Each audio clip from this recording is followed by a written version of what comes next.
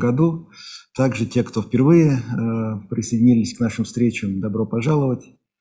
Мы продолжаем проводить ряд таких встреч в деловом, в то же время в простом, в дружеском формате, которые посвящены нашему желанию несколько разобраться в тех процессах, тенденциях и трендах, которые происходят как у нас в стране, за рубежом, в мире, в городе, на всех уровнях, что, надеемся, нам будет позволять принимать более взвешенные и правильные решения в ведении дел, организации жизни и бизнеса. В том году те, кто присутствовали, могут вспомнить, что нас посещали эксперты из Центра макроэкономического анализа, рассказывали о экономической и политической ситуации в России, делали некие прогнозы. Сейчас мы можем смотреть, что прогнозы достаточно точно были представлены, некая реальность наступает и сбывается. Также потом мы имели удовольствие общаться с сотрудниками Главного разведывательного управления, которых бывших, как знаете, не бывает. Они нам немного приоткрыли завесу над процессами, происходящими в Соединенных Штатах, над политическими, экономическими процессами, их амбициями и претензиями в геополитике. Поэтому благодаря им мы имели возможность, так скажем, заглянуть на Запад. Теперь, наверное, было бы логично в нашем мировом обзоре посмотреть на Восток. И, безусловно, ярчайшим представителем в этом направлении является Китайская Народная Республика, страна, которая формирует и влияет в значительной степени на те процессы, которые происходят во всем мире, но, несмотря на значимость этого государства, оно покрыто относительно завесой тайны и мрака. Мало мы об этом знаем, и вопросов к нему очень много.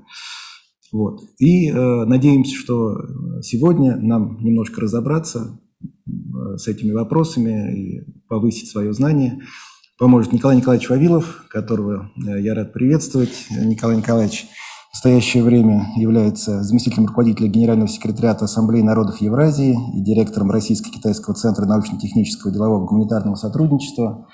Я считаю, что нам очень повезло то, что мы имеем возможность его сегодня принимать на нашей площадке, потому что Николай Николаевич не понаслышке знаком с Китаем, а на сегодняшний момент экспертов, которые хорошо разбираются в современных реалиях и процессах в китайском государстве, их крайне мало. Крайне мало. Поэтому, Николай Николаевич, добро пожаловать. Тема очень интересная, очень злободневная, большой интерес проявляет бизнес-сообщество, потому что деловая деятельность с Китаем сейчас тесно переплетается, поэтому надеемся, что в своем рассказе как геополитику, так и какие-то прикладные вещи вы в том числе затронете, чтобы бизнес мог сориентироваться и правильно себя настраивать на эту работу. Нет, геополитика будет меньше всего. Во-первых, очень считаю симптоматичная наша встреча, потому что вот мы только отпраздновали Новый год китайский, 12 числа у нас первый день, год быка, год крысы закончился. Еще раз хочу вас всех поприветствовать. Отдельно хочу сказать спасибо организаторам. Без такой вот хорошей организации, наверное, встреча бы не состоялась. И хочу первый раз в Рязани, очень интересно у вас здесь. Думаю, что еще поезжу, посмотрю, какая-то экскурсия будет. Спасибо большое, что ради Китая, который от вас далеко, нашли время в такой морозный день по таким дорогам сюда доехать и уделить время. Надеюсь, потратите с пользой. Вот буквально за несколько минут до начала встречи мы обсуждали вот рынок экспертов, да, таких. И я бы хотел просто вас сориентировать, себя как эксперта, кто я на этом рынке, потому что сейчас у нас очень много людей, которые говорят о Китае, да, но на самом деле зачастую очень мало понимают, о чем они говорят, потому что тема, извините за такое выражение, хайповая, да, то есть очень горячая, но все пытаются срубить денег, много инфо-цыган. Вот есть два полюса. Первый полюс – это люди из академической среды, да, которые, не будем называть там откровенных таких пресловутых инфо-цыган, которые даже не хочется здесь упоминать.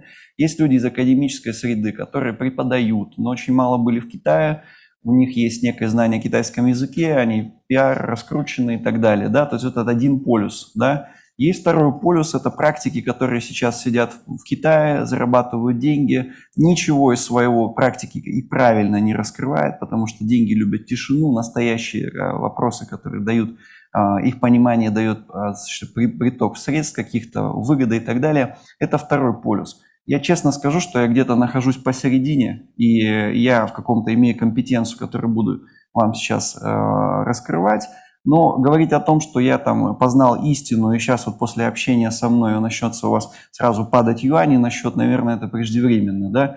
Ну и вот возвращаясь к тем же самым востоковедам, которые любят философию китайскую, да, цитировать, вот просто хочется тоже начать с этого, что есть такой философ Лао Цзы, и он сказал: красивые слова не истины, истинные слова некрасивы. Мэйям пусин, синьям пумэй. И он сказал: знающий не говорит, говорящий не знает.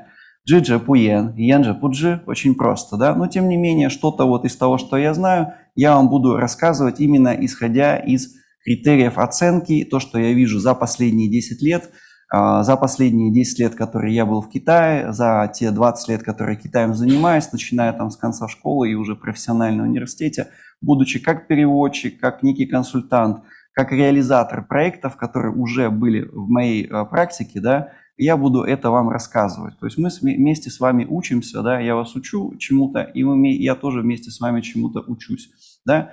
Значит, чего хочу начать? Казалось бы, Рязань очень далеко от Китая, граница далеко, логистика тоже не такая простая, но тем не менее, вот оказалось так, что мой знакомый хороший Го Сяовэй сотрудничает с вашим Grain Holding, это мой знакомый из провинции Хэбэй, я познакомился с ним на встрече, которая была организована правительством провинции Хэбэй, это такое Подмосковье китайское, которое окружает Пекин, провинция достаточно промышленно развитая, и в принципе у них даже есть выход к морю, там крупнейший порт по тоннажу сейчас в этом году Таншань. И вот ваша компания Grain Holding совершила такое, вот на самом деле это прорыв. Если мы говорим о Дальнем Востоке, экспорте с Дальнего Востока, там никакого прорыва нет, люди традиционно сотрудничают, там проблема другая, что там объемы маленькие, и китайцам Дальний Восток не так интересен, как Восточная Европа или европейская часть России. Вот Го Сяовэй у вас закупил муку Рязаночка у Grain Holding, целый эшелон. В этом году он планирует на 3 миллиарда рублей закупать продукты питания, касается в основном продуктов питания, какое-то там масло растительное и так далее. Есть прямые выходы и так далее. То есть вот работа с Китаем, кто бы какой эксперт с вами не общался, вам интересен не сам эксперт, а его связи и уровень доверия к нему вот в китайской среде.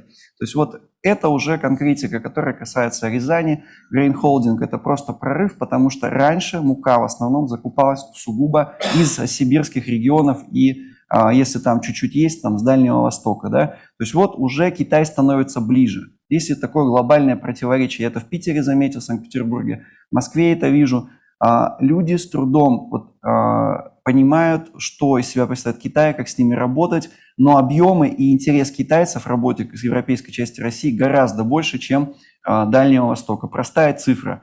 Товарооборот Санкт-Петербурга составляет с Китаем 6 миллиардов долларов, плюс-минус там цифры колеблются, из-за ковида могли быть коррекции. Все регионы Дальнего Востока аналогичный товарооборот. То есть весь Дальний Восток сотрудничает с Китаем ровно столько же, сколько Санкт-Петербург. Конечно, здесь есть свои тонкости и нюансы. Понятно, что в Питере есть там Ленинградской области Усть-Луга, нефтеналивной порт, Питер, тоже питерский порт, углеводороды в основном, да, 90% из этого экспорта. Тем не менее, то есть значение европейской части России, оно для Китая до сих пор не раскрыто, да. Вот непосредственно переходя к конкретике, да, будем оценивать то, что уже сделано российскими компаниями, их эффективность. Да. Я не хочу сразу сказать, что все плохо, но, скажем так, все двигается не так быстро, как мы хотели бы. Да, будем смотреть реальные кейсы взаимодействия, какие-то компании будут упомянуты, о каких-то вы точно знаете, к сожалению, не могу называть их названия вслух, но вы будете точно понимать, кто в отрасли, о чем идет речь, и, значит, соответственно, определенные рекомендации к реализации проекта. В принципе, я думаю, что даже если вы не сотрудничаете с Китаем сейчас, в ближайшие 5-10 лет каждый из вас будет сотрудничать с Китаем. То есть то, что вот вы сейчас основные принципы почерпнете, они такие прожитые и выстраданные и так далее. То есть вам не надо будет просто тратить время на ложные какие-то принципы взаимодействия. Да? Там отображается. Да? Вот. Значит, А с чего начать оценку эффективности? У нас очень много людей, которые говорят, Китай перспективный рынок, взаимодействие с Китаем, бизнес с Китаем и так далее. То есть это можно просто, вот тема не сходит со СМИ. Реально, да, то есть у нас огромный товарооборот, последние несколько лет это ведущий партнер, порядка 10 лет, да, вытеснил Германию с первой позиции очень сильно, причем с большим отрывом. Кстати говоря, вот по итогам 2020 года Китай вытеснил Соединенные Штаты из торговли Евросоюза, занял первую позицию. Это, значит, тектонический сдвиг, да, Европа, она стала ближе с Китаем, и уже она уходит от Соединенных Штатов. И мы видим эту колоссальную цифру, 107 миллиардов долларов, но реально, что за ней скрывается, да? Насколько это для малого, среднего бизнеса, для регионов, насколько это реально вот, привлекательный рынок, как, насколько просто на него выходить. И мы, если посмотрим на номенклатуру товаров, которые экспортируются, конечно, это нефть, это газ, это какие-то другие продукты, ну, возможно, АПК, оружие. В чем особенность вот 20, 19, 18 года? Из-за политической конъюнктуры, из-за того, что есть размолвка в США, опора на Россию, да, такие продукты, которые мы можем поставлять, но раньше не поставляли, например, АПК, оно занимает колоссальную долю. По итогам 2020 года 4 миллиарда долларов – это наш экспорт из России в Китай продукции агропромышленного комплекса. 4 миллиарда долларов – это больше, чем вооружение, которое мы экспортируем в Китай. Для многих это на самом деле шокирующе, что теперь не С-400, не все остальное, а именно вот наш экспорт – это и зерно. Но, кстати говоря, больше всего преуспела рыба. 40% рост потребления нашей рыбы. Полностью дальневосточная отрасль завязана рыболовецкая на Китай. Сейчас вот проблема в связи с этим возникла, что китайцы по определенным, по моему мнению, очень такому скромному и субъективному и не поддерживаемому большинством востоковедов, это политический момент, там нам рыбу немножко заворачивать, потому что мы начали вытеснять западных игроков с китайского рынка. Это вот как раз политические последствия многократных встреч нашего первого лица и Си Цзиньпина. И вот здесь мы видим 4 миллиарда. То есть мы реально мы вошли в пятерку. Книга, которая вышла «Китайская власть», там она огромная, 664 страницы, там даже отдельная глава по продовольственному экспорту. Огромная номенклатура. Китай, огромная проблема с продовольственной безопасностью, огромная проблема с рекультивацией земель, импорт зарубежной продукции и продовольственная безопасность Китая будет связана непосредственно с импортом зарубежной продовольственной продукции. Да? То есть вот это вот отдельный такой большой момент, он в книге есть. Значит, теперь мы видим по конкретным проектам большим, да, у нас есть, например, «Сила Сибири». Огромный колоссальный прорыв. Мы теперь газом снабжаем Пекин с декабря 2020 года. Если у власти останется лояльная к России группа, к концу 2021 года мы будем все китайское побережье снабжать газом и вытесним очень сильно американский экспорт СПГ. То есть наша труба, она дойдет до Шанхая. Определенный геополитический прорыв, «Сила Сибири». Да? Второй, порт Сабета, да? Тоже определенные прорывы. Танкеры вышли на несколько месяцев раньше, чтобы покрыть потребность Китая в сжиженном газе. Да? Экспорт нефти. Все идет, кстати говоря, вопреки разговорам, дороже, чем в Европу. То есть китайцы вот в этом плане очень на нас, как сказать, более на нас ориентированы. Очень много, не то чтобы много, но очень много ярких таких знаковых проектов государственного взаимодействия. Жилой комплекс «Балтийская жемчужина» на последние 20 лет, вообще за последнюю новую власть России 30 лет.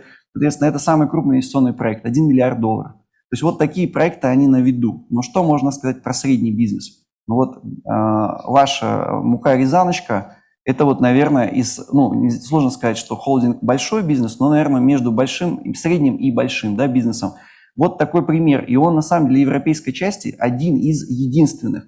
Потом есть, например, в Ростовской области «Благо», такой концерн. Они совсем недавно только первые поставки масла совершили в Китай. А сколько лет мы взаимодействуем? 8 лет, да?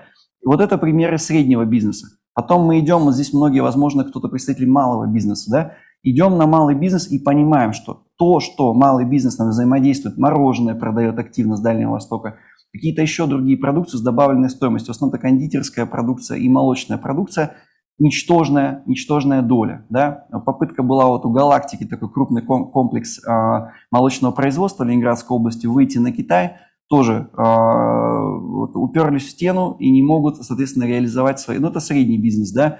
Какие-то другие примеры. Очень мало проектов из малого бизнеса. И на поверхности вопрос, почему, вообще стоит ли затеваться, и какие есть вообще просто хотя бы ниши, где стоит пробовать, да, для малого бизнеса. А если это средний бизнес, это тоже пальцев одной руки хватит, чтобы пересчитать средний бизнес и почему, а как можно ускориться, как можно выйти, найти еще одного, да, там, Го Сяовэя, да, который вот из Синтай Ланли работает, с Рязаночку закупает. Как это сделать? То есть вот эти вопросы достаточно поверхностные. Вот, соответственно, следующий пункт, да, вот в презентации, в которой указано соотношение заявленных и обсуждаемых проектов к реализуемым. Очень маленькое. То есть вот я здесь уже 4 года, как вернулся из Китая, масса моих знакомых тоже работают. Я сейчас не пессимизирую, я просто вот, скажем так, рассказываю реальную картину, да. И мы тоже при этом всем должны понимать, что расстояние до Китая ментальное, таможня и так далее, она тоже колоссальная. И учитывая это, мы движемся, в принципе, нормально, да. То есть, но при этом все вот такие вот достаточно опытные люди, которые в этой посреднической такой сфере заняты, работают десятилетиями, на каждый один позитивный пример приходится не 9 негативных, а зачастую 99 негативных примеров. То есть люди практически не оценивают возможности, то есть не оценивают вот это соотношение. Да? И они думают, что любой проект в Китае, раз много денег, что это как арабы, их мало, их много денег, то есть они будут подхватывать все, что угодно, и готовы будут тратить деньги на все. Это абсолютно не соответствует действительности. Китайцы потому и стали второй экономикой, по мнению кого-то, первой экономикой, потому что максимально высчитывают риски. Да? Это, правда, не относится к коррупционным схемам, где вообще никаких проектов нету, да? Но если это нормальное, регулярное взаимодействие, риски высчитываются, и китайцы говорят, я не боюсь 10 тысяч, я боюсь 10 тысяч один. И они не идут и не взаимодействуют. Да? То есть очень много таких моментов, которые просто мы не учитываем и думаем, что китайцы – это те люди, которые будут реализовывать за нас наши нереализуемые проекты. Через меня таких, к сожалению, очень много проектов прошло. И не очень, как бы, скажем, сразу лучше предупредить, что если ваш проект какой-то там условно иллюзорный или там условно непроработанный, если на него нет российского инвестора, китайский инвестор точно не придет на этот проект. То есть они готовы приходить реально вкладываться в какие-то проекты, которые сразу дают какой-то выхлоп, да. Ложный пессимизм, да, я о нем сказал, но тоже в то же самое время нельзя, скажем, совсем пессимистично относиться к китайскому рынку. Расстояние, которое вот я сейчас опишу, ментальное, да, и какие-то другие там бюрократические препоны, оно настолько велико, что в принципе, на самом деле, вот если мы реально посмотрим, когда Китай повернулся к нам лицом, пришел новый председатель Си Цзиньпин, да, кроме энергетических проектов появились другие. 2012 год, то есть по большому счету 8 лет. Но за 8 лет реализовано на самом деле очень много прорывных проектов. И если мы оцениваем динамику дальнейшей реализации, то успешность проектов, которые вот заявляются, вот это соотношение, да, заявленных и реализуемых, оно будет расти, причем достаточно быстро. Потому что реально вот это колоссальное расстояние между нами, мы были раньше развернуты, мы на Запад, в Европу, США, китайцы только к США развернуты, вот это начинается сближение, и оно действительно работает, и это происходит, и работает на увеличение. Рязаночка – хороший пример, концерн «Благо» – хороший пример. Все случилось в 19-20 годы. Это идет нарастание, но все равно препятствия сохраняются. К чему подойдет? Если останется нынешняя ситуация, условно, да, в межгосударственных отношениях, которые существуют сегодня, через 5-10 лет интеграция будет как при Мао Цзэдуне и Сталине. То есть это будет уже переход качественный от, соответственно, взаимодействия субъектов к сращению субъектов. То есть уже будет вот это вот количество проектов перейдет на новый качественный уровень, учится на порядок, может быть, на 2 порядка, да, в ближайшие 5-10 лет, учитывая давление Запада. То есть это тоже надо принимать во внимание. Так, следующий слайд отражается. Значит, опять же, самый такой значительный фактор, который существует сейчас, и я буду иллюстрировать примеры, китайско-американское противостояние. Когда, соответственно, у нас был объявлен проект «Один пояс, один путь», экономический пояс шелкового пути, де-факто это означало разворот Китая от американского рынка, попытка, скажем так, уйти от этой зависимости тотально от американского рынка и дифференцировать свою торговлю на страны Евразии, в том числе в основном на Россию. Первый визит Си Цзиньпина в должности председателя КНР Российская Федерация.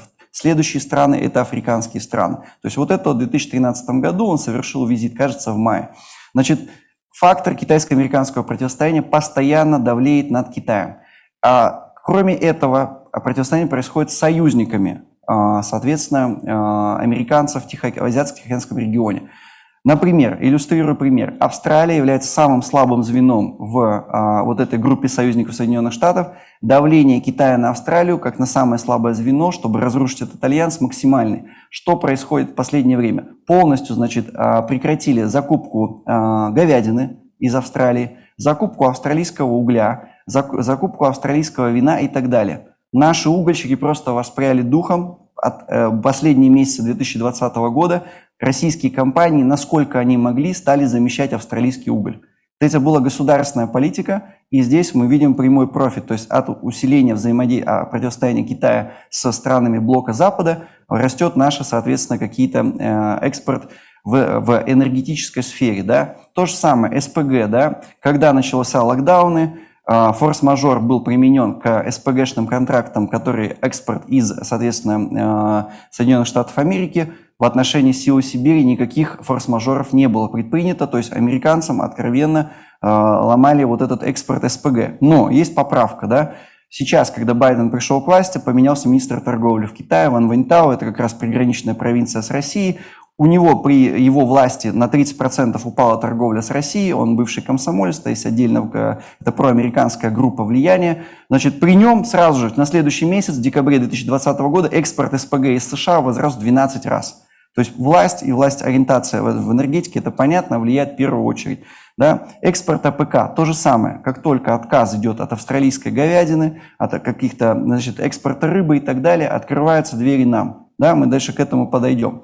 Значит, что еще может быть такого интересного, да? Значит, ну, понятно, экспорт АПК, я уже сказал, это мясо, это мука, это подсолнечное масло, кондитерские изделия. Возможно, мы потихоньку переходим к большей добавленной стоимостью. То есть за АПК последует, возможно, экспорт чего-то еще. Вьетнам, например, уже Бангладеш, уже туда переносится производство текстильное и так далее. Это все возможно в том числе и в России, но опять же это от региона зависит, от логистики зависит, от других там факторов себестоимости. Масс-медиа, да, вот казалось бы, пример торговли услугами, а не торговли товарами. Китайцы закупили, значит, ну погоди, у нас мультик, да, теперь это транслируется. Вопрос, как бы саму сделку я не прорабатывал, да, то есть сколько они заплатили Союзмультфильму и так далее за права, но понятно, что можно было бы самим дублировать эти «ну погоди» и, например, продавать. Это не первый случай, когда китайцы закупают нашу кинопродукцию. Не уходят от голливудской, у них существует квотируемость на кинорынке, то есть на зарубежные голливудские фильмы, там условно 60-80 картин, сами китайцы производят там условно порядка нескольких сот картин ежегодно. Сталинград, да, опять же, это вот Бондарчук, экспорт нашего кинопродукции. Двери открыты, мы просто не можем туда зайти системно, никто не заходит на кинорынок. Ну погоди, тоже сами китайцы вышли на Союзмультфильм, сами договорились, сами закупили права на и показ этого мультика, да. Ну, звучит смешно, да, мы это все уже там 20 лет этот мультик не видели. Китайцы несли вакуум не американской продукции, но при этом они все привыкли на западных каких-то образцах видеть не китайское. Для них китайские мультики – это синоним низкокачественного чего-то. То есть они привыкли, что отечественное производство, оно хромает, вот им какие-то нужны аналоги, которые они готовы закупать. Массовая системная работа в этом направлении не ведется. Ну, хотя вот это вот есть направление, это не единственный, да, пример. Значит, технологическая сфера – то же самое. Ну, тут, правда, свои нюансы. Еще их достаточно много. Значит, наши НПО, научно-производственные объединения, они не умеют тоже выходить, у них нет контактов прямых с покупателями, с инвесторами, и они все работают через посредников здесь. Компания Huawei пришла, поставила здесь офис, зашла в наши кластеры научно-технические, типа там Ингрии в Санкт-Петербурге, и начинает просто вот как браконьеры скупать наши научно-производственные объединения, входить в их долю, скупать стартапы и так далее. То есть российская наука, сколько бы мы ее ни хоронили, она вечно жива. То есть россияне лидируют по математическим олимпиадам всегда. То есть вот этот вот ум, склонный к абстракции, он все время генерирует какие-то стартапы, генерирует технологии, генерирует конструкторские решения. И китайцы наоборот, об этом тоже есть в главе отдельной, они не генерируют это, они просто копируют. То есть, грубо говоря, мы научились создавать с единицы до 10, мы не научились создавать с нуля до единицы. Вот русские умеют с нуля до единицы создавать. То есть что-то с нуля. Им выгоднее просто скопировать в условиях прессинга американского, в условиях, что в американских вузах идет охота на ведьм, на китайских, то есть полностью кто сотрудничает, бывшие китайцы, этнические китайцы, масса обвинений в шпионаже, масса увольнений, которых просто не пишут. То есть американцы вычищают свою научную сферу от ученых из США, из Китая. То есть вот здесь вот тоже вот это технологическое сотрудничество, оно есть, но оно все время счет не в нашу пользу. То есть китайцы просто сами активно выходят на Россию, сами что-то находят. Это касается и древесины, и так далее, и тому подобное. То есть вот это вот они самостоятельно работают, и они не боятся российского рынка, они сами вытаскивают. Но мы не делаем себе себестоимости, то есть мы не делаем себе прибыли. Они покупают по цене близко к себестоимости все означенные, соответственно, продукцию. Некоторые негативные примеры, когда сами российские компании выходили в Китай, это достаточно, ну, скажем так, и дорого, то есть арендная офисная, нанятие сотрудников, зарплата в Пекине средняя порядка 10 тысяч юаней, это порядка 100 тысяч рублей, в Шанхае 120 тысяч рублей, да. По Китаю, значит, средний достаток, средняя зарплата китайца вообще любого, и бедных, и богатых вместе суммируем, приблизилась к российской. 25 тысяч рублей средний доход китайца по концу 2020 года. То есть, в принципе, в китайцев в среднем получают как россияне, но в крупных мегаполисах Пекин, Шанхай, Гуанчжоу, Шэньчжэнь, а условно там еще какие-нибудь несколько, да, то есть там, получается, уже больше они тратят. То есть это дорого даже выходить, но тем не менее эти компании, есть крупные производители, например, стройматериалов, гидроизоляции, полностью контролируют российский рынок. Кто вовлечен в этот рынок, все прекрасно поняли, о чем я говорю.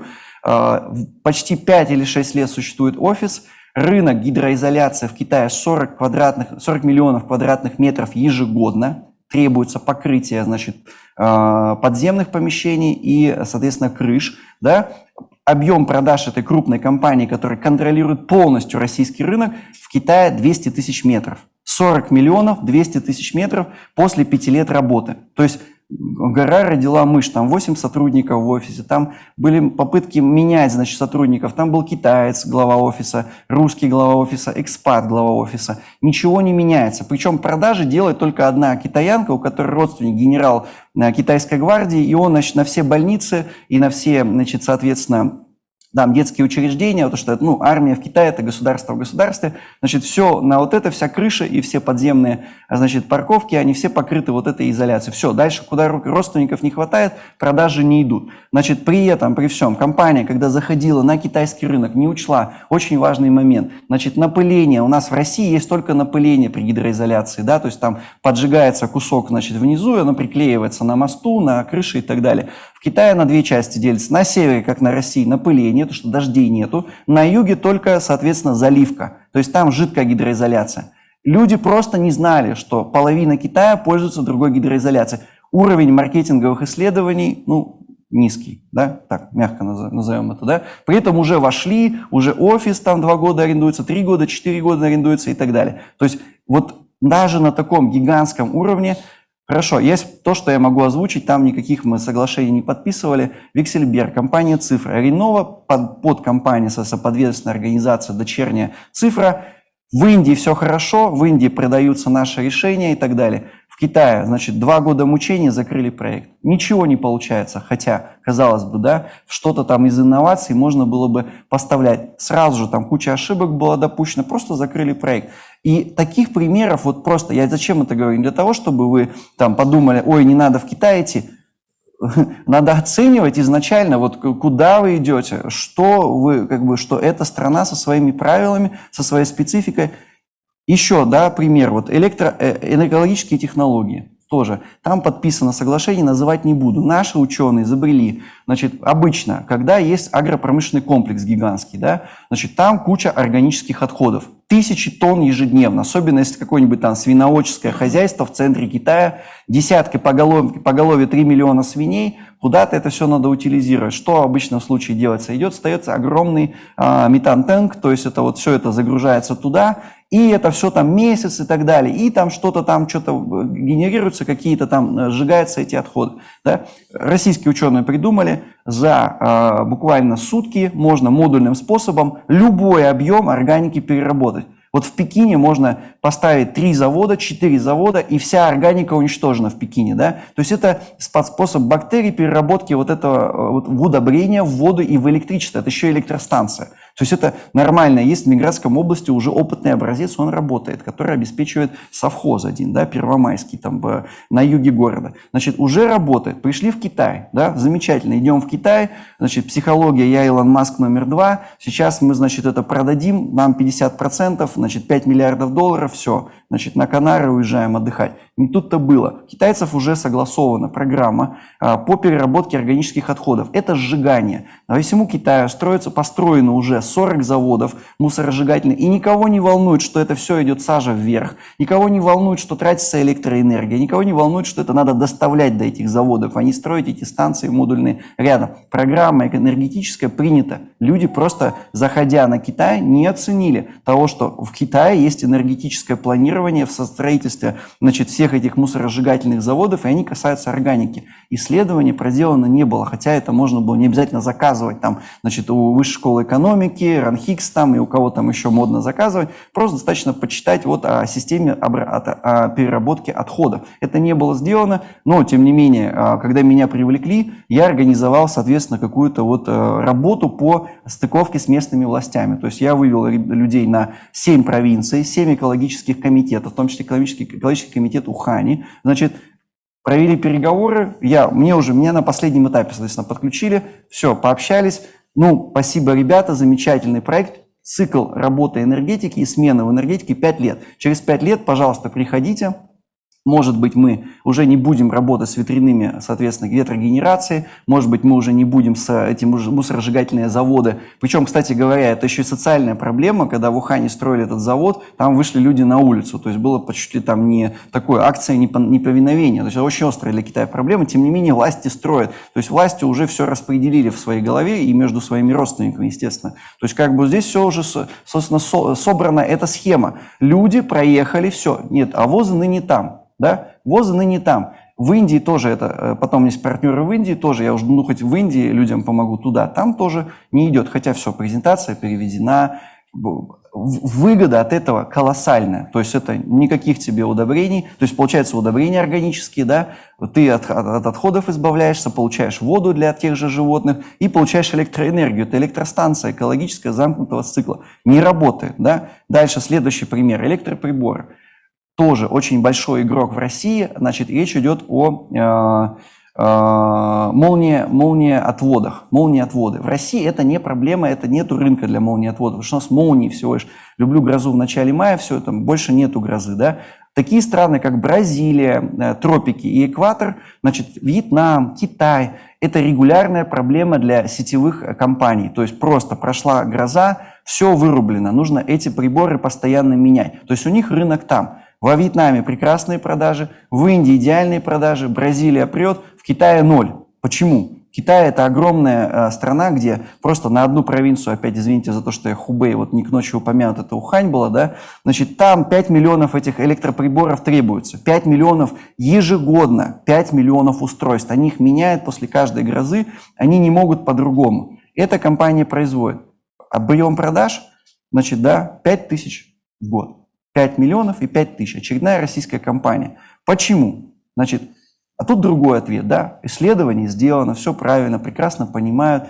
Тесные связи в российском, значит, РАО, ЕС там, и так далее, распределительные сети, все это прекрасно, все работает. Значит, но когда компания выходила на китайский рынок, она открыла представительство и передала в эксклюзив на продажу этих электроприборов китайской маленькой компании, у которой ни выхода не то чтобы на мэра Ухани нет, у них даже на главу района Ухани нет выхода. То есть, а как можно это продавать, если у тебя нету партнерских отношений с электросетевыми корпорациями или хотя бы подведомственными в провинции? Это невозможно. И вот мы сейчас потихоньку к этому придем. Почему я об этом говорю и где здесь решение, да? Значит, продукты питания, вода и напитки. Другая совершенно специфика. Почему это очень интересно? Вот особенно, когда Байкал, воду начали продавать.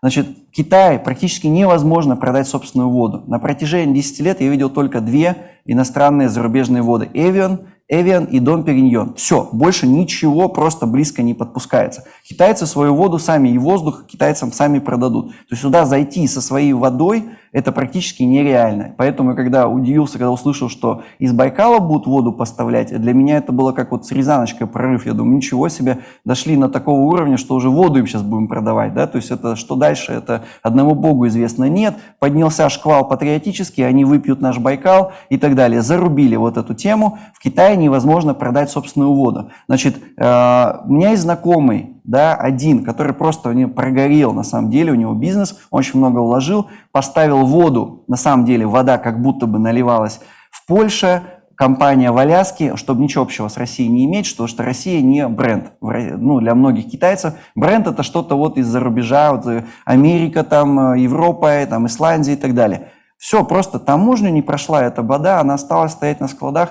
И таких примеров с водой очень много. Китайцы не пускают, то есть не сертифицируют и так далее. То есть вот это вот человек тоже не оценил, не проработал, поверил в китайский рынок. Вот не надо быть таким доверчивым. Отдельная тема – это минеральная вода. Казалось бы, для нас минеральная вода – это норма жизни, да, то есть там Ессентуки, там, да, там, не знаю, Боржоми, там много чего, да, там есть марок, она стоит, у нас половину всей воды занимает. В Китае нет минеральной воды.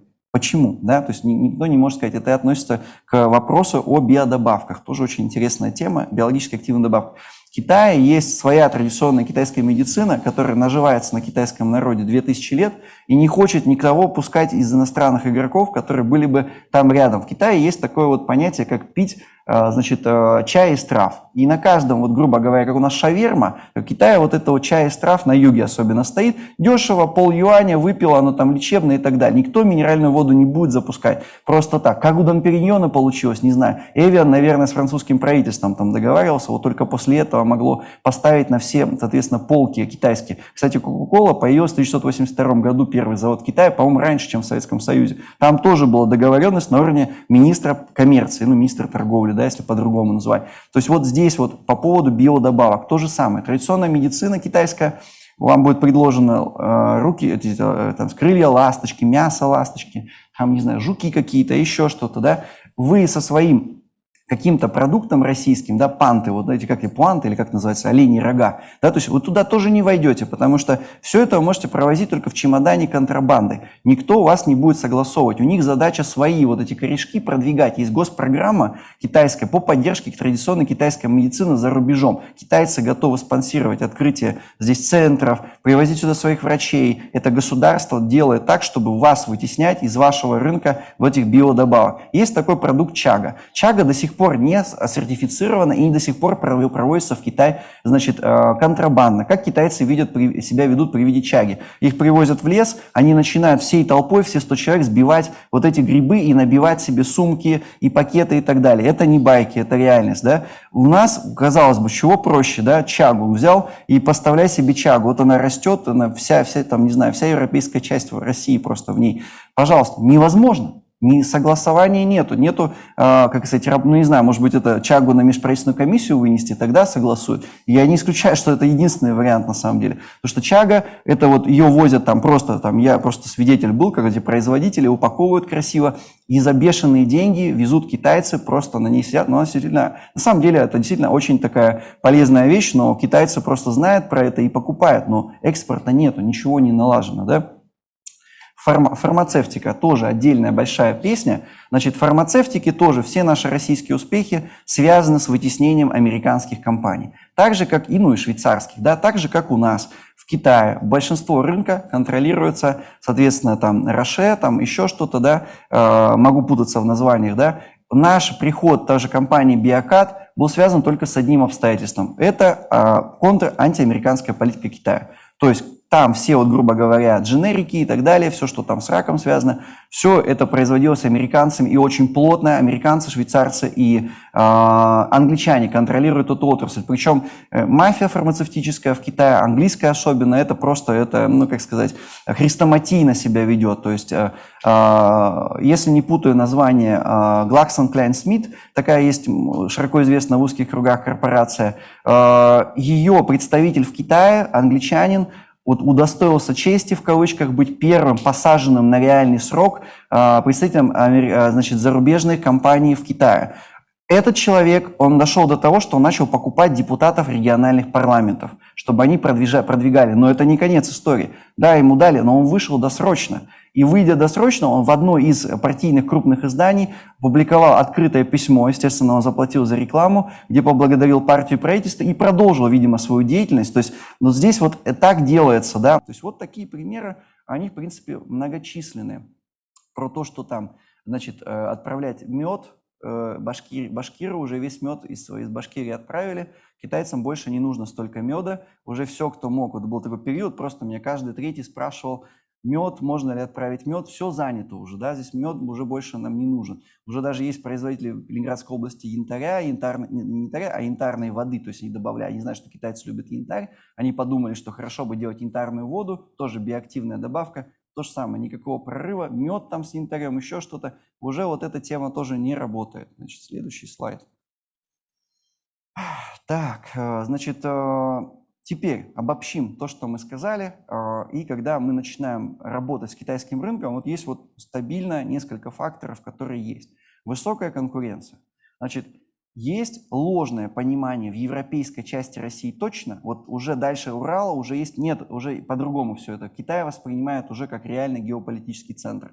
Уже люди из Новосибирска приезжают, раньше они приезжали в деревню, сейчас смотрят, эта деревня, там уже 30-этажные небоскребы, там условно Lamborghini, Porsche и все на уровне там условно Соединенных Штатов, ну, чуть или примерно, да, вот так. То есть уже туда стремятся. В европейской части России есть страшная недооценка потенциала китайского развития и вообще того, что, к чему они пришли. И есть ощущение, что это некие, значит, пограничники с острова Даманский, да, которым вчера дали последний раз в 3 дня рис. Значит, у них есть из чтения красная книжечка и один ватник на троих, да, который они там по очереди одевают. Не так все, по-другому уже. Это скорее мы, пограничники с острова Даманский, будем достаточно прямо говорить, они уже это преодолели, во всяком случае, на данной пятилетке ближайшей, точно у них уровень жизни будет достаточно высокий. Из этого следует высокая конкуренция. Китай резко нарастил импорт из других стран за последние 10 лет, когда у них пошла политика количественного смягчения, то есть они напечатали огромное количество денег, соответственно, эта денежная масса пришла к росту зарплат, росту потребления, то есть это их часть инкорпорации в глобальную экономику, которая была при предыдущем генеральном секретаре Ху Цзиньтао реализован этот план. Соответственно, многие бренды пришли в Китай. Заходишь в обычный, значит, 24, там 7-Eleven такой, например, Гуанчжоу, да, есть. Значит, заходишь туда, простой вот этот вот магазинчик 24 часа, значит, смотришь, соответственно, шоколадки. Примерно там 12 видов, да, просто в 24 часа. Смотришь там, не знаю, пиво по-другому немножко ситуация, вино. Австралийское 2 марки, испанское 2 марки, там условно чилийское 2 марки. То есть это огромный выбор. Масло тоже в обычном просто магазине, даже не обязательно там это Пекин, это просто вот Шидзячжуан, столица Хэбэя, да, или там поменьше городок, там Таншань, там тоже там 6 миллионов, да, заходишь, значит, масло из Австралии, масло из России, масло из Украины, масло из США, масло собственного производства, то же самое с мукой, то есть огромный ассортимент. И когда люди думают, сейчас толкну муки, у них все равно там есть нечего, да, потому что надо понимать, что есть нечего у 600 миллионов, а у 300 миллионов перебор с этим выбором. И невозможно, не отличаясь от реально, скажем так, других как чем-то, ценой, особенно качеством, невозможно что-то продать, не имея захода сверху. То есть если у вас прямо сеть сама не продвигает, то это практически невозможно в Китае. Хороший пример, не буду называть просто компанию, потому что мои хорошие друзья, алтайская мука, без указания марки, значит, работают холодными продажами, звонки, девочки с китайским, китаянки с русским, звонят по всему Китаю, условно, пытаются на выставках представляться. Алтайская мука, она немножко серовата. Китайцы любят белую муку, значит, продажа порядка 900 тонн. Что это значит в практическом плане? Бьются в ноль на протяжении 10 лет, хотя сидят в Пекине, там 10 лет. То есть тоже это надо понимать, да, что если по цене вы серьезно не проходите, а сложно сейчас особенно там где-то по цене проходить, то не работает. Высокая конкуренция во всем, в автомобильном секторе, в онлайн-играх и так далее и тому подобное, да. То есть второй момент, протекционистские меры. многие при планировании производства или выхода на экспорт просто не смотрят, значит, список разрешенных к экспорту продукции. Но с этого надо начинать. То есть надо посмотреть, что таможня КНР допускает к импорту, к экспорту. Да? Долгое время, вот сейчас прорыв, кстати говоря, курятина, куриные лапки, которые китайцы там грызут как чипсы, да, вот это все появилось последние несколько лет. Экспорт при Си Цзиньпине, номенклатура сильно очень расширилась. Но тем не менее, очень многие продукции просто невозможно к экспорту. С этого нужно понимать, что они закрывают этот момент, и даже хорошая продукция, она просто не пойдет. Хочу вернуться, вот, кстати говоря, вспомнил, да, по поводу гидроизоляции. Наша гидроизоляция была 20 юаней, 19 юаней за метр. Дешевле, чем у монополистов, у них было 20. Наша гидроизоляция поглощала углекислый газ. Очень большая проблема, смог в китайских городах. Все равно это никого не волновало. Значит, почему? Строительная сфера – это сфера, где есть определенные договоренности. Да? Вот эти договоренности не работали. Есть другие договоренности, которые работают, не готов сейчас озвучивать. Значит, следующее. Различное поведение потребителей, санитарные требования. Что значит различное поведение потребителей? Например, сосиски. Да? Для нас это вот сосиски с макаронами каждый день. Это наша как бы основная еда. Для китайцев что такое сосиска? Она сладкая, во-первых, которые они только конфету воспринимают. У них есть сладкое мясо. Такие маленькие пакетики, ешь сладкое мясо. Это какая-то дичь, да, для нас, но тем не менее это вкусовое предпочтение. И сосиска должна быть сладкая, и в ней должны быть, соответственно, там кукуруза какая-то внутри, там горох, еще что-то. То есть это невообразимая вещь. Но что это в практическом плане значит? Вот у вас есть, значит, Царицыно мясокомбинат, там что-нибудь еще там, да, и вы при планировании экспорта понимаете, что вы не можете эти сосиски больше нигде продать, кроме Китая. То есть вам надо открывать одну отдельную для китайцев производственную линию. То есть производственная линия сладких сосисок, которые просто никому не будут, просто не то чтобы не нужны, там тошнить начнет людей, если в России начнете продавать это. Вот такие есть моменты, да. Санитарные требования, то есть при экспорте наша продукция закладывается 3 месяца хранения, китайская замороженная продукция 6 месяцев хранения. 6 месяцев это уже, соответственно, вы тоже вот с таким количеством консервантов тут уже в России вы не сможете. Это говорит о том, что при планировании какого-то производства, выхода на китайский рынок, вы понимаете, что вам нужно какую-то значительную часть бизнеса вложить как венчур вот в это все развитие. И тут как раз на этом стоит большое препятствие. Да? Дальше, начало работы с большим объемом. Китайцы с маленькими тестами не работают. Я вот сейчас слышал такую вещь, что маленькими партиями, слышал такую вещь, что есть якобы тестовые продажи. Я, честно говоря, сам не сталкивался. Может, кто-то из вас сталкивался, меня поправит. Но тестовые продажи, во-первых, в ковид, когда сейчас проверяют дважды всю эту продукцию, практически невозможно. Во-вторых, это очень, скорее всего, это те, кто говорит, что мы сейчас вашу продукцию закупим в Китае, продадим, а потом вам отчет покажем, как она продается. Я такой отчет могу за минуту нарисовать. Просто вот, что я его продал. То есть, скорее всего, это какая-то не очень хорошая схема. То есть, это не рабочая схема, скорее всего. Может быть, вы меня поправите. Значит, китайцы заранее работают с большим объемом. Вот был такой тоже прорыв в конце 2020 года. Наше посольство вместе с глобальным китайским телевидением, без него бы точно ничего не получилось, они устроили стрим продаж. Я не помню, как это называется. То есть на стриме продаешь партии прям товара. И на несколько миллионов долларов, у меня вот, по-моему, в телеграм-канале есть эта запись, продали за полчаса распродали все запасы участвующих российских компаний в этом на стриме глобального китайского телевидения. То есть на самом деле это просто CCTV, так просто называется экспортный бренд китайского центрального телевидения. То есть на стриме, но продал кто? У кого в Китае был товар? У кого на складах уже был товар? Если у вас на складе товар в Китае не лежит, вы ничего не продадите. Китайцы не будут ждать, когда вы там купите, растаможите и так далее. То есть работает схема только когда товар на складе. Чтобы товар был на складе, нужно иметь в запасе деньги, завести его, и надо иметь какие-то отношения в Китае, кто бы это все контролировал. То есть вот большой объем, это, грубо говоря, приходит к вам китаец, мне нравится ваша там черника, а сколько? А там мне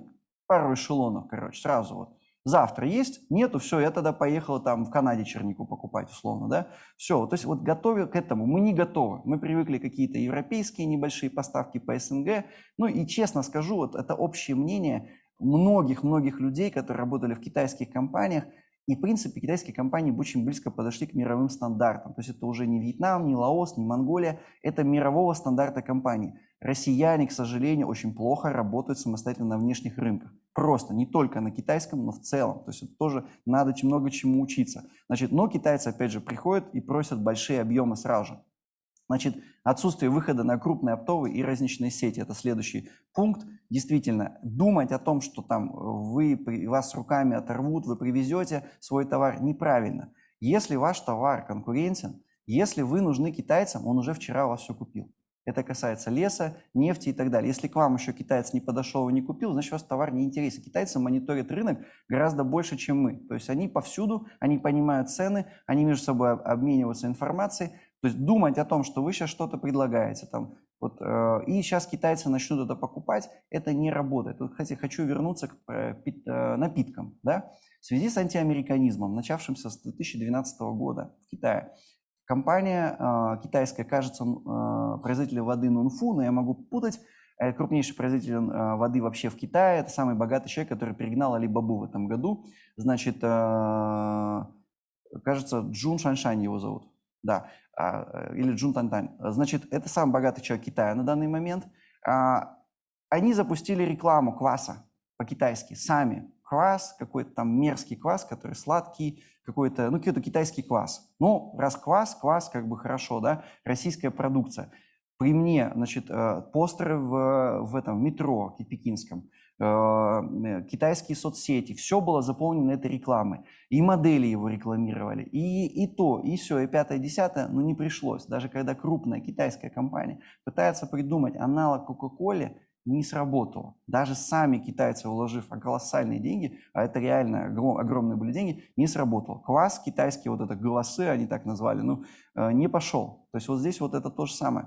Значит, отсутствие выхода на крупные оптовые розничные сети. Как их получить? Вопрос отдельный, да, мы в дальнейшем как бы его коснемся. Но если их нету, если нету крупного системного партнера, системного, а лучше 2-3 в нескольких провинциях, крупных игроков, которые точно понимают и связаны с властью, что они будут с вами работать и долгосрочно будут вкладывать, наверное, вообще соваться даже, ну, не стоит. Потому что, не думать, есть, конечно, там кто-то, 1 из 1000, 1 из 10 тысяч, кто случайно попал в эту тему, случайно его подхватили, и все, и заработал какие-то деньги. Но в основном системно это не работает.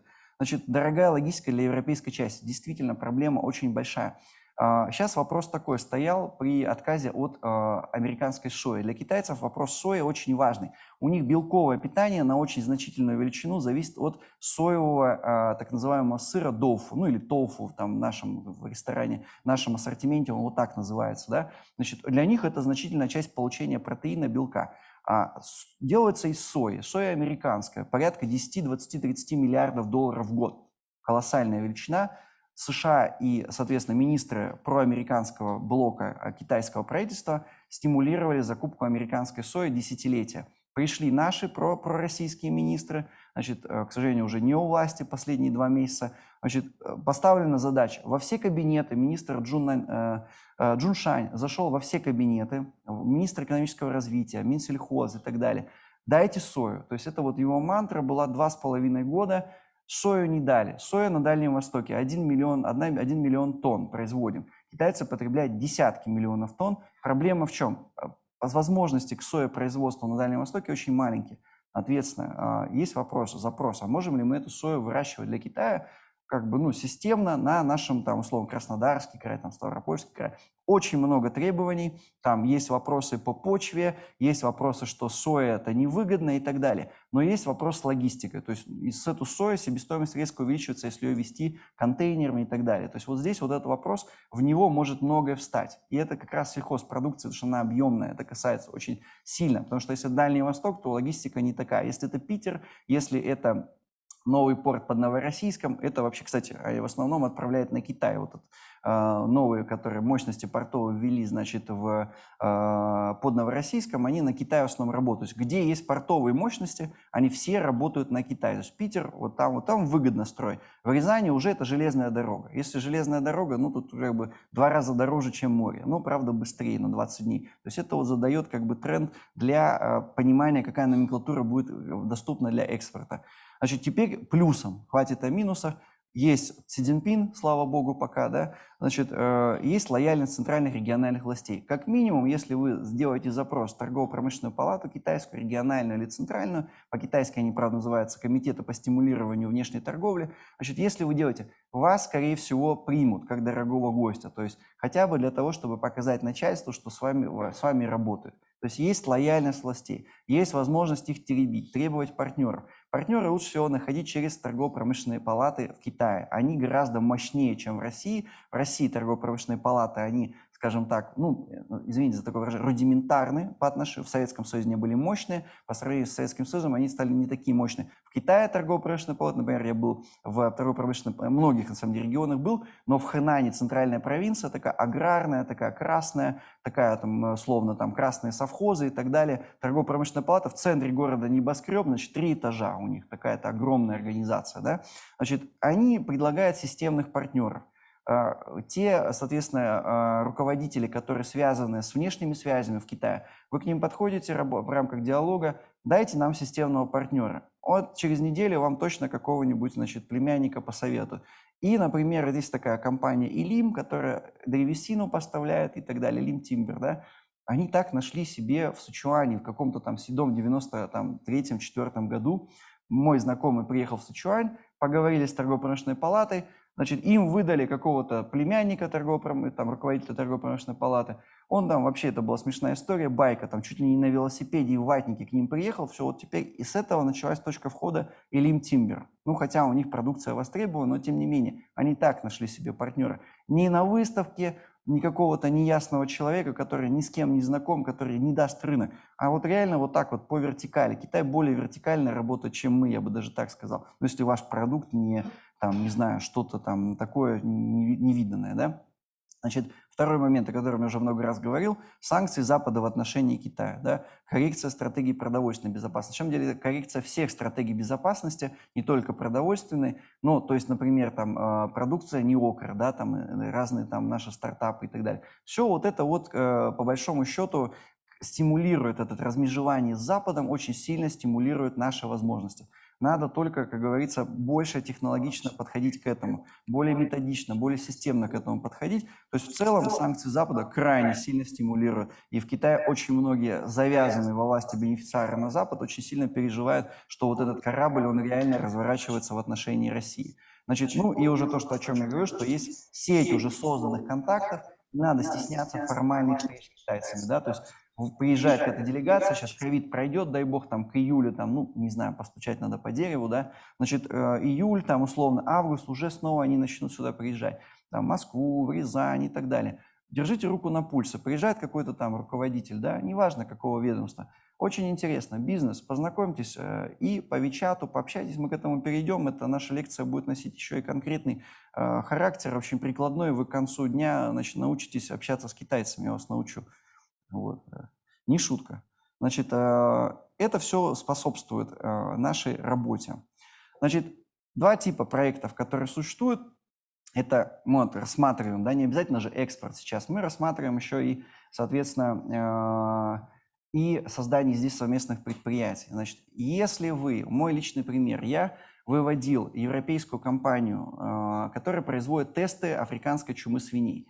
Африканская чума свиней – это то же самое, что ковид, только реальное. Да, значит, это если одна из особей в поголовье заболевает африканской чумой свиней в Китае, поголовье полностью уничтожается. Свинина – это основное мясо, которое потребляют китайцы, поэтому рост цен на инфляция на свинину – это социально-политическое вообще явление в Китае, и в Китае прошло одновременно с ковидом, прошло 2 волны африканской чумы свиней. Цены взлетели. Это просто страшно бьет по аграриям. Колоссальный удар. Параллельно с тем, что цены взлетели, импорт свинины из Соединенных Штатов, конечно же, из западных союзников свинины увеличился, потому что и ковид, и африканскую чуму свиней контролирует один и тот же человек. Вот, значит, соответственно, конечно же, это возникло в Грузии, но китайцы склонны думать, что это пришло из России. Африканская чума свиней, реально, мы сейчас продаем какие-то партии, но это было бы невозможно, скоростные тесты на определение африканской чумы свиней, это было бы невозможно, если бы компанию мы не зарегистрировали в Китае. Согласовательные процедуры, сертификация, прохождение ветеринарного контроля гораздо легче делается, если у вас есть зарегистрированная компания в Китае. Это, в принципе, не так дорого сделать. Не обязательно для этого иметь китайских, соответственно, посредников или партнеров. Но проблема в том, что это осложнилось, что нужен директор, который бы там находился, подконтрольный вам, потому что нельзя дистанционно быть, соответственно, генеральным директором этой компании. То есть вот эта вот сложность, которая сейчас существует, и такая вот это тормозит на самом деле процесс. Но если у вас компания зарегистрирована, и вы идете в обход китайских посредников, к вам приходят абсолютно кондовые деревянные китайцы, сельхозпроизводители. Они говорят, а мы не знаем, мы вообще даже никогда доллара не видели в глаза. Мы все в юанях как бы работаем. Нам легче, чтобы мы на ваш счет просто закинули А как в доллары контракты экспортные делать? Это, извините, пожалуйста, это вот, как сказать, это вообще не наша тема, мы этим даже заниматься не будем, насколько бы у вас не был бы хороший контракт. Вот, наверное, в России точно так же. Никто там не будет заморачиваться с этим, если особенно это какой-то вот... В Китае очень жесткое распределение, то есть производитель – это производитель, посредник – это посредник, есть еще внешний посредник, который там работает на английском языке. То есть вот это станет препятствием, если вы выйдете на китайский рынок, ваша продукция продается, она конкурентна по цене, но если у вас нету там, соответственно, хотя бы компании зарегистрированной, представительства, да, пускай даже номинального, а это, кстати, расходы, да, понятно, то это не будет работать. Удаленная работа с Китаем совсем не выходит. Значит, совместные бизнес-проекты, китайские инвестиции, да, отсутствие защищенности, короткие проекты. Проблема очень большая, китайцы очень хорошая память, в 90-е годы очень много было негативных случаев, просто кидали на деньги. Китайцы это все помнят, причем даже серьезно достаточно компании. Это очень осложняет работу в России. В России низкий инвестиционный рейтинг международный. В России, достаточно, скажем так, плавающий, очень такой скачущий курс рубля. Это все, вот эти процессы, они очень сильно, скажем так, заставили китайцев задуматься перед тем, как к нам прийти и что-то инвестировать, даже, в принципе, в выгодные проекты. Когда крупные, например, инфраструктурные компании приходят, они просят гарантии государства. Государство наше региональное, тем более власти, никаких гарантий не выдают, то, что они что-то вложат, а потом получат. В этом проблема, например, Балтийской жемчужины. Их проект был рассчитан на 2 миллиарда долларов, вложено до сих пор только 1,2 миллиарда, то есть 1 200 000 000. Почему? Вложили до девальвации 2014 года, цены скакнули, они вложили доллары, скакнули, продают квартиры в рублях. То есть, не могут, соответственно, по этим ценам вернуть, второй транш им не согласуют. То же самое, соответственно, это рождает что? Отсутствие защищенности, отсутствие инвестиций. В Африку вкладывает Китай порядка 30 миллиардов долларов. Африка, правда, большая, там 900 миллионов человек живет. Каждый год порядка 30 миллиардов. В Россию $1 миллиард всего, в Германию 50 миллиардов. Потому что там защищено. В России есть граница, есть общие политические взгляды какие-то, там вектор, да, антиамериканский. Все равно не вкладывают. То есть какая-то угроза китайская, я не знаю, где она есть, но просто, мне кажется, нас это даже, я бы сказал, стыдно, и нами пренебрегают просто. Не скупают, не вкладывают, не выкупают. Есть такие, ходят, знаете, пугалки, там вот китайцы скупили там в Питере квартиры на $1 миллиард рублей. Оказалось, что это просто комфортабельные двушки, которые то ли студенты, то ли посредники купили. Это процент от всего питерского фонда жилого, 2%. То есть это настолько смешные величины, китайцы боятся и не вкладывают сюда. Во что они вкладывают? Короткие проекты. Проект по экспорту. Например, вы строите что-то, что вы будете в 2-3 года обернется. Масло какое-то экспортируете, еще что-то. Вот в это они готовы вкладывать. Нефтегазовые проекты даже готовы, если это 10 лет будет оборачиваться. И короткие проекты. У вас не достраивается, у вас не заканчивается стройка, остался 1 этаж, 2 этажа условно, да, что-то еще. Вот они здесь готовы. Войти в последние 2 этажа. Остальное они даже рисковать не будут. Опыт очень негативный. Значит, третий момент, 100% контроль. Они очень боятся, что в связи с тем, что они не хозяева территории, значит, будет какая-то применена не совсем, скажем, порядочная схема в отношении них. И если там какие-то будут акции, еще что-то, там будет потом дальнейшая доля на 50/50 китайцы идут с трудом. Да? Хотя теоретически это был бы хороший метод, что-то вкладывает российская сторона, что-то китайская и так далее. Как правило, хотят покупить полностью, потом полностью модернизировать. Это значительная проблема. Да? Поэтому это вот все рождает низкую вероятность вложений. Вот если так вот вкратко, да, что есть перспективы в научной сфере, колоссальным темпом растет экспорт пищевки, 4 миллиарда это сейчас, 30% каждый год, то есть каждые 3 года удваивается экспорт пищевой продукции из России. Колоссальный темп. Я даже боюсь, что это скоро на нашей пищевой безопасности будет сказываться, что из-за экспорта огромного в Китай у нас начнут расти цены в самой России на эту продукцию. На Украине уже так происходит. В Крыму тоже так происходит, потому что он зависит от агропродукции Украины, в том числе они поставляют, и они заметный рост цен.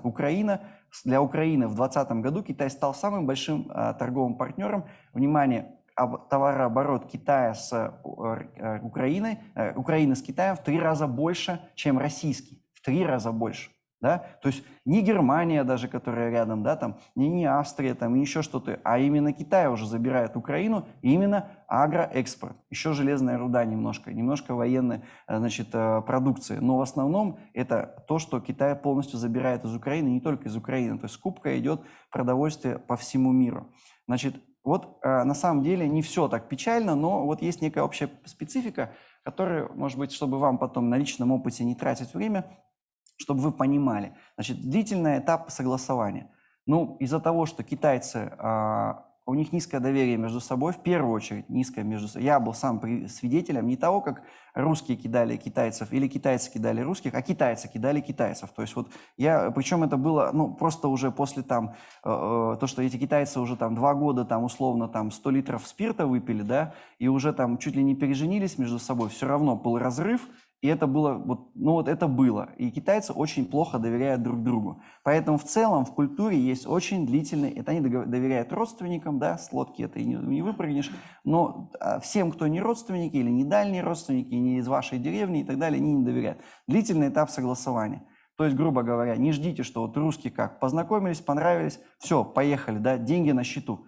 Это только если нефть вы будете продавать. Это только так сработает. Значит, если вы продаете не нефть, первая встреча, вторая встреча, третья встреча, полгода, что-то уже какое-то возникло поле, да, началось какое-то доверие. Я, честно говоря, очень мало видел, мягко говоря, по-китайски, очень мало видел русских и китайских, которые бы по-настоящему дружили, да, то есть есть огромные ментальные, культурные там и так далее различия. Вот это вот расстояние эмоциональное, оно долго сокращается, поэтому несколько встреч, ну, грубо говоря, на 5-й встрече говорят, ну, давай действительно уже что-нибудь там сделаем, да, присматриваются, изучают, ждут чего-то, вдруг что-то вы исчезнете, вдруг с вами что-то случится. То есть вот это очень длительный этап, и это, опять же, влияет на себестоимость работы с китайцами, да. Значит, потребность максимальной конкретики. Если у вас есть проект, и вы говорите, слушайте, ну у меня тут в Псковской области 50 гектаров земли, а хорошо бы их засеять там, не знаю, чем-нибудь, да, вот китайцу, да, это не надо так подходить к китайцам, не будут с вами работать. Конкретно, значит, план земли по-китайски, здесь это, здесь то, стоимость горошка столько-то, стоимость столько-то, в Финляндии столько-то, 20 страниц по-китайски. Вот с вами будут по-серьезному разговаривать. Они просят конкретики. Китайцы максимально конкретные люди. Если им это интересно, они хотят конкретики. Они не будут с вами рассказывать и с вами общаться и додумывать за вас, как они это будут продавать. Если конкретики нет, они просто не будут на это смотреть. И важный момент. Все материалы китайцам, несмотря на то, что они изображают, что они там говорят на английском языке, все надо передавать по-китайски. Пример просто. Есть банк ICBC в Питере, там руководство, да, они постоянно были замучены всякими разными проектами с российской стороны, которые такие общие. Значит, по-русски передали, полгода прошло, никакой реакции проект. По-английски передали, вот интересно, уже что-то начали. Дали по-китайски, они из такси уже пишут, через 5 минут. То есть не надо думать, что они знают английский язык, только по-китайски. Момент с переводчиками очень тонкий, да. Значит, какой момент? Переводчики знают, что вы не знаете китайский язык, и лепят все, что попало. Поэтому хороший переводчик, это если вы с русского даете китайцу, он это все проверяет, переводит, и потом вы даете русскому, чтобы он посмотрел, как переведено. Двойная цена, но точно знаете, что переведено. Потому что переводят там, если там условно есть знакомый преподаватель там СПбГУ Восточного факультета, 20 лет, там все, там доктор там каких-то наук, значит, на переговорах китайская железнодорожная корпорация с правительством Санкт-Петербурга, железнодорожная корпорация говорит, первый раз мы в Танзании в 1972 году положили зарубежный проект, положили первую железную дорогу. Переводчик переводит Турция. Да и бог с ней, да, что Танзания не Турция, да, там. И переводит как угодно. Вот, честно говоря, я уже просто говорю, как не китаевед, не как переводчик. Я давно от этого отошел, но это реально просто вот процветает. то есть здесь нужен какой-то двойной контроль, как минимум, да. То есть вот это тоже нужно после конкретики учитывать, что только на китайском, и лучше перевести как бы 2 раза, и лучше с китайцем. Пусть китаец русский, материалы на русском языке должен переводить китаец, носитель языка. Ну, это, в принципе, ко всем языкам применимо. Значит, как действуют китайцы? 2 этапа. Пробное маленькое взаимодействие, да, продали там 100 там условно коробок, там что-то 1000, маленькое что-то сделали, получились. Сразу же идет масштабирование на 100 областей, на все подряд. То есть сразу маленькие проба, большое масштабирование. У нас у русских все наоборот. То есть давайте гигантские планы, построим там какие-нибудь там систему на год выстроим. Нет, пока один раз не получилось, никто не будет, ну как сказать, лучше вот попробовать маленькое начать, а потом уже развернуть на большое. Да? Дальше. Очень многие россияне воспринимают, ну, русская культура у нас достаточно прямой, диалог у нас, да, мы, если кого-то не любим, мы, естественно, не улыбаемся, если мы улыбаемся, значит, человек нам нравится, да. Значит, у китайцев, почему все азиаты улыбаются, да, улыбка очень общество конкурентное, агрессивное, на самом деле гораздо более агрессивное, чем российское общество, просто значит, что у вас не будет сегодня есть. Значит, улыбка, это просто значит, что я к вам нормально настроен, улыбка – это нормально, да, и поэтому внешняя заинтересованность, когда вам никогда не говорят «нет», когда говорят «очень интересный проект», мы с вами обязательно еще это обсудим, вот не только это, вот это, как правило, 9 из 10 китайцев говорят. Один вам китаец скажет, это полное фуфло, это китаец, который 15 лет живет в России. То есть он уже привык, что вот лучше не надо так говорить, начнут к нему ходить и так далее. Просто вот если вашим проектом заинтересовались, сразу же идет ответная реакция. Сколько, почему, когда, давайте еще раз. Если вам просто говорят, очень интересно, спасибо большое, это просто, значит, ну, вежливо с вами и все. То есть это не надо воспринимать. Ну, это какая-то, казалось бы, да, ну, мелочь, но почему-то многие, ну, все об этом слышали, но что-то не прислушиваются к этому. Значит, важная роль поддержки властей. Любая встреча, в которой присутствует представитель власти, успешно на 2 раза, чем если встреча, которая проходит в кулуарах. Это, опять же, связано без представителя власти, это связано с проблемой доверия. Если у вас есть какое-то лицо, вы уважаемый человек, вот представитель власти рядом с вами, он, ну, не знаю, любой там переговоры, они становятся более стабильны, вас больше как бы к вам обращают внимание. Если нет, ну, это значит, что уже пока так максимально, ну, если есть возможность привлекать какие-то представители власти к переговорам, это очень хорошо действует. Значит, момент важный – отсутствие деловой этики в случае изменения ситуации. Куча раз, когда в России на самом деле это тоже такое работает, но в Китае это работает с иностранцами 100%, да? То есть, грубо говоря, вы партнер, вы с этой компанией через нее зашли на рынок, это завод, который вам производит, этот же завод, понимая, что-то у вас хуже заказы пошли, он берет вашу марку, регистрирует на себя, и вашу же продукцию начинает производить по всему Китаю. Все, то есть вы не его родственник, вы не партнер каких-то властей, у вас нет защищенности. Все, у вас автоматически, если вас можно кинуть, вас Китай кинут. Да? То есть вот это автоматически происходит. Извините за такой сленг, это для краткости. Значит, высокое значение длительных контактов, вовлеченности в среду. Да, то есть если вы знаете еще 3 партнеров вот этого производителя обуви, еще что-то, если вы, значит, постоянно в этом всем крутитесь, варитесь, естественно, ему уже будет неприятно, да, вас там как бы обманывать и так далее. Ну, все логично просто. Мы в Китае, в принципе, просто это видел, как система эти связи создается, вы знаете его друзей, все, уже работает. У нас же как, россияне, приехали в Китай, тяжелая поездка, с первым познакомились с встречным китайцем, никого больше кроме него не знают, сразу же давай на него права на эксклюзив отдавать, еще что-то, на него полагаться, все, печальный опыт. То есть сразу же это будет что-то нехорошее. Вот надо познакомиться с 3 его друзьями, показать, что у вас работа идет в соседней провинции, а я вообще любил на соседний завод через дорогу заходить. То есть как бы вот условно показать, что мы к этим зайдем. Это очень влияет на цену, понижается, значит, больше растет как бы вот эта заинтересованность в работе с вами. То есть почему-то у нас воспринимают китайцев, их радушие как посыл к дружбе. То есть у нас некая другая деловая этика. Этика, когда мы пожали руки, и это, значит, работает. И если ты, ну, как бы от этого отказываешь, значит, ты просто не рукопожатный человек, и уже это не будет. А китайцам все равно. Значит, прикладные особенности, да. По поводу китайского языка, да, я уже вот сказал, что по поводу переводчиков там и так далее, да, китайский язык – это вот единственное средство коммуникации, особенно на том рынке. Значит, цифровая коммуникация. Мессенджеры в Китае мало того, что заблокированы, WhatsApp, вы сможете только текстовое сообщение послать, голосовое уже у вас не пройдет. Facebook, значит, там всякие YouTube и прочее, это все заблокировано в Китае намертво. Работает с большой скоростью, да, значит, только сайт Коммунистической партии и WeChat. Вот WeChat – это то, что вы должны скачать сейчас, условно, да, и зарегистрировать на свой номер. Почему это полезно? По WeChat у вас есть функция, я вам говорил, что вы научитесь общаться с китайцами. В WeChat, в отличие от всех остальных мировых мессенджеров, есть функция перевода. То есть вы, извините, что затянул, но вы меня сами просили хорошо подготовиться. Да, значит, в WeChat есть функция переводов. Просто вам китаец посылает на китайском языке, и он знает, что он может перевести ваше. Вы удерживаете, у вас выскакивает перевести, перевод почти близкий к смыслу. Вот, очень. WeChat лучше, чем Google. Китайские системы, коммуникационные технологии лучше, чем Google работают с распознаванием.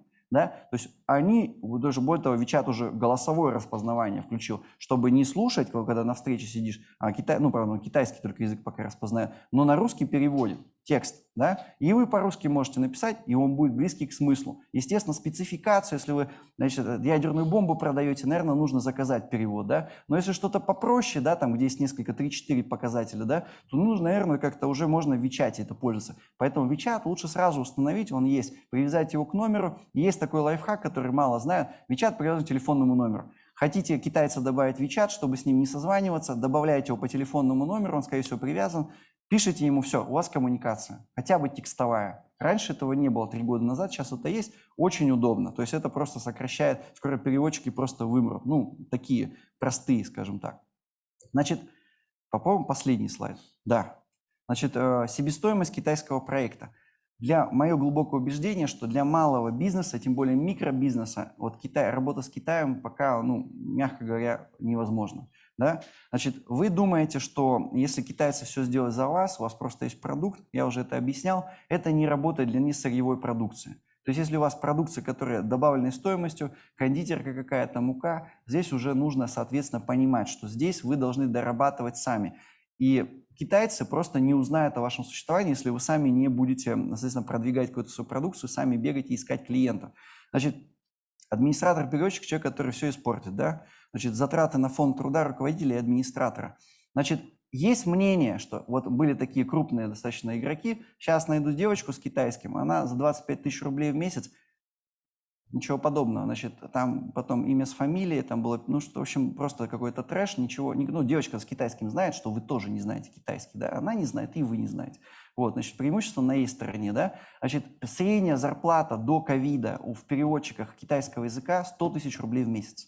Это большая, на самом деле, зарплата, но и китайский – это сложно, то есть его долго учить, это обоснованная себестоимость труда, что если вы запускаете китайский проект, вам нужно учитывать, что это будет длиться долго, не квартал, скорее всего, 2 или 3 квартала до первой прибыли, даже если у вас хороший продукт, да, и вы должны заложить 3 квартала в фонд зарплаты труда. Более того, китайские администраторы, вот китайцы, это, которые по-русски говорят и так далее, они у вас будут, там своя будет, значит, свои траты связаны с тем, что вас будут немножко обманывать, чуть-чуть, там, процентов на 100. То есть вот момент такой, что только заложить, скажем, затраты на зарплату администратора, и вот все само пойдет, ничего подобного. Без вовлечения самого руководителя этой организации или департамента, ответственного за этот проект, в китайскую тематику ничего не пойдет. То есть вы, когда заходите на китайский рынок, должны понимать, что 25% вашего времени теперь вы будете просто тратить на то, чтобы ознакомливаться с информацией, вот дополнительными источниками информации сами, иначе просто ничего не пойдет. То есть за вас просто администратор ничего не сделает. Вам самому нужно вовлекаться с вашим опытом и так далее, с вашим пониманием и с вашим временем. То есть можете 25% зарплаты свои еще приплюсовать к этому проекту. Значит, по поводу экономии на маркетинге и проработке данных по рынку. Я уже сказал, это уже много раз было. Люди просто не интересуются, а что там, как это продается в Китае. То есть и в итоге, у меня есть такой мелкий пример, дурацкий, на контейнер. Значит, люди из, кажется, Литвы, они сделали буддийские какие-то, а-ля закос для вот йоги. В Китае йога, кстати, очень популярна, как вот фитнес, просто вот каждый крупный город, там фитнес-центр, рядом йога. То есть йога просто там, тотально, да. И они придумали вот эти массажеры для спины, такие деревянные, красиво, дерево, это же эко, там все классно. Завезли в Китай и не могут продать. Контейнер стоит год. И я тоже им ничем не могу помочь. Я скажу, просто сожгите это, просто это не нужно, не тратьте деньги на хранение на складе. То есть вот просто люди не думали, как это, где это, через кого это, и просто, давай, а вот китайцы, они, не надо так думать, вот это просто путь к очень большим затратам. Вот, годовой цикл, да, открытия компании. Как это сделать более выгодным? То есть понятно, что мы закладываем годовой примерно цикл, да, то есть открываем компанию, и, конечно, работать с одним каким-то китайцем, с которым мы познакомились вчера, не надо. Надо делать сразу сеть. То есть вы едете в Китай, берите 2 провинции хотя бы, да, какую-то по логистике приморскую, например, Шаньдун, там, Хэнань, там, Гуандун, Фудзянь, там, Гуандун, Хунань. 2 провинции, и уже делайте какую-то сеть. То есть сразу же понимаете, что вам нужно будет сразу с большим количеством акторов играть, и нагружаете вот этого администратора максимально быстро. Вы понимаете, что вы за год, вы первые деньги получите только через год, самые ранние, но вы получите хотя бы больше денег через год, а не сразу. Вот, собственно говоря, коротко, это так. И на самом деле это достаточно такой большой и выстраданный опыт, и много больше, чем не работает, чем работает. Но тренд все равно позитивный. Думаю, что через 5-10 лет это уже будет на порядок более позитивно. И мы тоже к Китаям пристыкуемся к ним как-то. Спасибо большое. Если есть вопросы, готов ответить.